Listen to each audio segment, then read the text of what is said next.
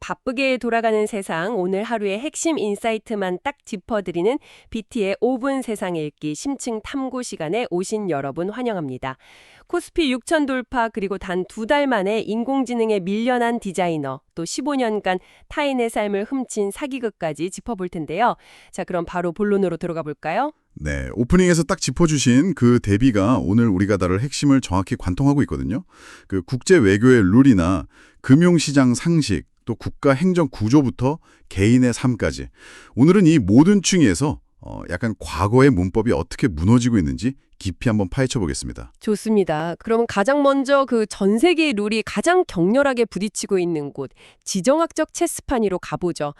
미국이랑 이란 상황, 진짜 하루아플 예측하기가 어렵단 말이죠. 맞아요. 사실 첫 협상이 결렬되고 막 당장 전면전 터질 것 같은 분위기였잖아요. 네네, 진짜 당장이라도 터질 것 같았죠. 그런데 불과 4월 만에 파키스탄 이슬라마바드에서 2차 종전협상을 재개한다는 소식이 들어왔습니다. 빠르면 뭐 16일, 늦어도 이번 주말쯤 열린다고 하던데 대체 그 마쿠에서 무슨 일이 벌어지고 있는 건가요? 이게 양국의 그 공식적인 발언만 보면 거의 파국이거든요.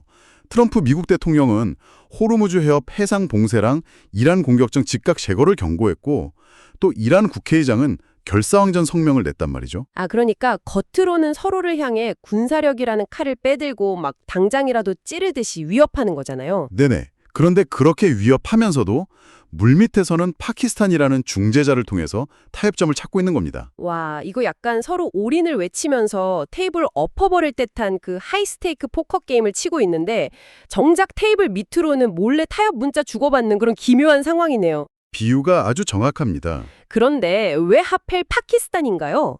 다른 나라도 많잖아요. 그게 바로 외교의 메커니즘인데요. 파키스탄은 이슬람 국가로서 이란이랑 종교적, 지리적 접점이 있으면서도 동시에 미국의 주요 동맹국 역할을 해온 그 독특한 위치에 있거든요. 양쪽 모두에게 명분을 안 잃고 메시지를 더 낼 수 있는 최적의 우체부인 거네요. 맞습니다. 양국 모두 무력 충돌이라는 그 최악의 카드를 벼랑 끝까지 밀어붙이면서 협상 테이블에서의 몸값을 극대화하려는 고도의 전략인 거죠. 그런데 이 숨막히는 체스 게임에 그 판 자체를 흔들려는 묵직한 플레이어가 등판했습니다. 바로 중국인데요. 시진핑 중국 국가주석이 아부다비 왕세자 그리고 스페인 총리랑 회담을 하면서 전쟁 발발 후에 처음으로 공식 입장을 냈어요. 네, 세계가 정글의 법칙으로 돌아가선 안 된다며 중동 평화 4대 원칙을 제시했죠. 이게 참 미국이 항공모함이라는 채찍을 들고 있을 때 중국은 경제지원이라는 당근에 들고 막 중재자 코스프레를 하는 것 같단 말이죠. 전문가님, 이거 단순한 평화중재 아니죠? 아유, 당연히 아닙니다. 여기서 정말 흥미로운 점은 그 중국이 왜 지금 그리고 하필 스페인과 아부다비를 파트너로 골랐느냐 하는 거예요. 뭔가 숨은 의도가 있군요. 네. 시 주석이 말한 정글의 법칙이라는 단어는 사실상 그 압도적인 군사력으로 중동을 통제하려는 미국의 일방주의를 정면으로 겨냥한 겁니다. 스페인은 유럽 내에서도 미국과 이스라엘의 중동 공습에 제일 강력하게 반대 목소리를 내온 국가거든요. 네네. 그리고 아부다비는 아시다시피 중동의 막강한 자본줄이고요. 그러니까 이게 단순히 우리 싸우지 맙시다 이런 게 아니라 미국의 그 무력 중심 질서에 반발하는 국가들을 규합해서 새로운 세력을 만들고 있다는 거네요. 와, 전장의 위기를 틈타서 달러랑 미군이 지배하던 중동 패권에 중국식 쐐기를 박으려는 거군요. 네, 정말 고도의 심리전이자 전력적 움직임이죠. 자, 이 거대한 지정학적 질서의 재편이 당장 청취자 여러분의 지갑, 그러니까 금융시장의 룰마저 완전히 뒤흔들고 있습니다. 지금 방송 들으시는 분들 중 상당수가 아니 지정학적 위기라는데 코스피는 왜 장중 6천선을 돌파하는 거야? 하면서 의아해하실 텐데요. 네, 드디어 코스피 6천 시대가 열렸죠. 도대체 어떻게 이런 폭발적인 에너지가 나온 건가요? 이게 지정학적 리스크가 주는 공포보다 방금 말씀드린 그 미-이란 협상 재개라는 불확실성 해소 기대감이 시장을 훨씬 더 강하게 지배해버린 겁니다. 불확실성이 거쳤다. 네, 게다가 한국 증시를 이끄는 반도체 대장주들의 펀더멘털이 워낙 압도적이거든요. 하이닉스는 1분기 영업이익만 40조 원에 육박할 거란 전망에 주가가 110만 원대에 안착했고요. 40조 원이요? 와, 대단하네요, 진짜. 삼성전자도 20만 원대를 회복했죠. 그러니까 이 거대한 실적의 파도가 지정학적 공포를 그냥 집어삼킨 형국이라고 보시면 됩니다. 반도체 호조야 그렇다 치는데 제가 개인적으로 정말 놀란 건 SK 하이닉스 지주사인 SK 스퀘어의 움직임이었거든요. 코스피 지수가 40% 오를 때 SK 스퀘어는 무려 74%나 날아올랐단 말이죠. 네, 엄청난 상승세였죠. 한국 시장에서 그 고질적인 룰, 이른바 지주사 할인이 깨진 것 아닙니까? 보통 자회사가 아무리 돈을 잘 벌어도 지주사 주가는 바닥을 기는 게 한국 시장 상식이잖아요. 그 상식이 붕괴한 아주 상징적인 사건입니다. 과거에는 자회사 이익이 지주사 주주들한테 제대로 안 가는 불투명한 구조 때문에 사람들이 지주사를 기피했거든요. 맞아요. 다들 지주사는 사지 말라고 했었죠. 그런데 SK스퀘어가 자회사 배당금을 바탕으로 거의 극단적일 만큼 강력한 주주환원 정책을 실행에 옮긴 겁니다. 투자자들한테 자회사가 번 돈은 반드시 지주사 주주 이익으로 돌아간다는 새로운 신뢰를 증명해냈고 그게 74% 급등으로 나타난 거죠. 아, 신뢰가 돈이 된 거군요. 자, 그런데 여기서 의문이 하나 생깁니다. 코스피가 6천을 뚫고 지주사 할인도 해소되고 외국인이랑 기관은 무섭게 주식을 쓸어잡고 있는데 개인 투자자들은 대규모로 매도를 하면서 시장을 빠져나가고 있어요. 네, 수급을 보면 개인이 엄청 팔고 있죠. 보통 이런 대세 상승장에서는 개인들이 막 환호성 지르면서 불나방처럼 뛰어들어야 하는 거 아닌가요? 개인 투자자들이 우리가 모르는 고점의 징후라도 본 걸까요? 아니면 단순히 그냥 겁을 먹은 걸까요? 겁을 먹었다기보다는 그 과거의 뼈아픈 경험을 통해서 학습된 매우 합리적인 리스크 관리로 해석해야 할 것 같습니다. 합리적인 리스크 관리요? 네, 현재 코스피 6천이 펀더멘탈은 탄탄하지만 결국 미이란 협상이라는 얇은 얼음판 위에 서 있는 것도 사실이거든요. 만약에 주말에 협상이 다시 엎어지면 시장은 바로 패닉에 빠질 수 있습니다. 아, 그러니까 무작정 환호하기보다 일단 차익을 실현해서 현금을 딱 쥐고 이 지정학적 줄타기 결과를 지켜보겠다는 냉정한 판단이군요. 맞습니다. 현금 혹보 이야기를 하시니까 바로 금값의 미스테리로 이어지네요.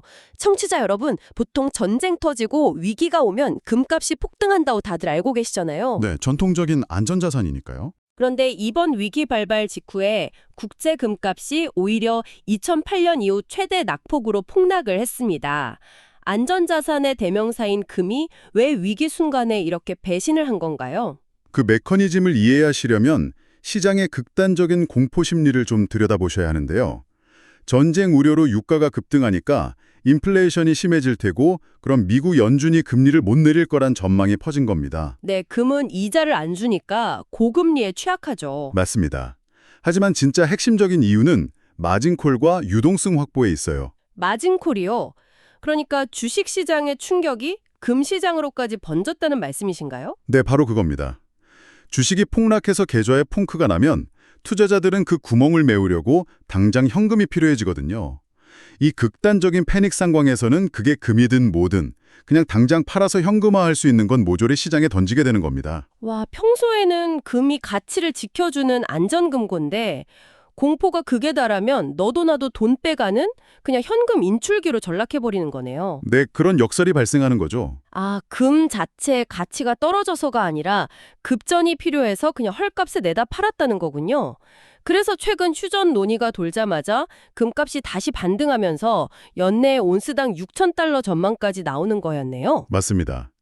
여기서 기사에 소개된 그 배우 김용옥 씨의 사례가 시사하는 바가 아주 커요. 아, 네. 그 30년 전에 사둔 금이 지금 엄청난 자산이 됐다는 그 사례죠. 네, 바로 그 지점입니다. 위기 상황에서 금이 단기적으로는 현금 인출기 취급을 받으면서 출렁일 수 있지만 김용옥 씨의 사례가 증명하듯이 금의 진짜 강력한 무기는 단기 변동성이 아니에요. 장기적인 인플레이션을 이겨내는 시간의 힘인 거죠. 아, 시간의 힘. 화폐 가치는 수십 년간 끊임없이 빠너지지만 실물 자산인 금은 그 시간을 견디면서 구매력을 딱 보존해주는 겁니다. 네, 지금까지 글로벌 매크로랑 금융시장의 룰 변화를 살펴봤는데요. 이제 우리 시장의 판 자체를 바꾸려는 제도적 변화로 한번 넘어가 보겠습니다.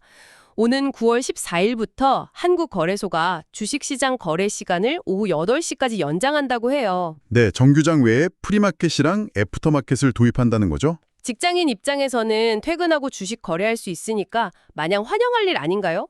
좋은 것 같은데요. 표면적으로 보면 투자자 접근성이 엄청 좋아지는 선진화 조치처럼 보이죠. 하지만 시장 내부 인프라, 특히 상장 지수펀드인 ETF 시장으로 들어가 보면 아주 끔찍한 연쇄 부작용이 도사리고 있습니다. 어떤 부작용이요? 바로 유동성 공급자, 줄여서 LP라고 부르는 주체들의 업무 과부하 문제 때문입니다. 이 부분이 청취자분들께는 조금 생소할 수 있겠네요. 제가 비유를 하나 들어볼게요. 거래 시간을 밤 8시까지 늘린다는 건 약간 동네 빵집 영업시간을 24시간으로 늘리는 거랑 비슷한 거잖아요. 네네. 그런데 정작 제빵사, 그러니까 LP는 추가로 고용 안 하고 밤새 갓 구운 빵의 맛이랑 질 똑같이 유지하라고 막 강요하는 그런 상황 아닌가요? 아주 훌륭한 비유입니다. 그런데 여기서 한 발 더 나아가서 그 빵집이 파는 빵이 일반 빵이 아니라 재료값이 1초마다 막 변하는 요술빵이라고 한번 생각해 보시죠. 아, 1초마다 변하는 요술빵. 네. LP의 역할은 시장에서 사람들이 사고 파는 이 빵의 가격이 실제 밀가루나 버터 같은 재료 가치랑 똑같이 움직이도록 끊임없이 조율해 주는 거거든요. 네네, 그 둘의 차이를 괴리율이라고 하죠. 맞습니다. 그런데 최근 중동 위기로 시장 변동성이 엄청 커지면서 이 괴리율 초과공시가 벌써 2배 가까이 폭증한 상태예요. 와, 재료값이 널뛰는데 빵 굽는 사람이 피곤해서 조율을 놓치면 소비자는 실제 가치보다 훨씬 비싼 값에 빵을 사버리는 바가지 피해를 입을 수 있다는 거군요.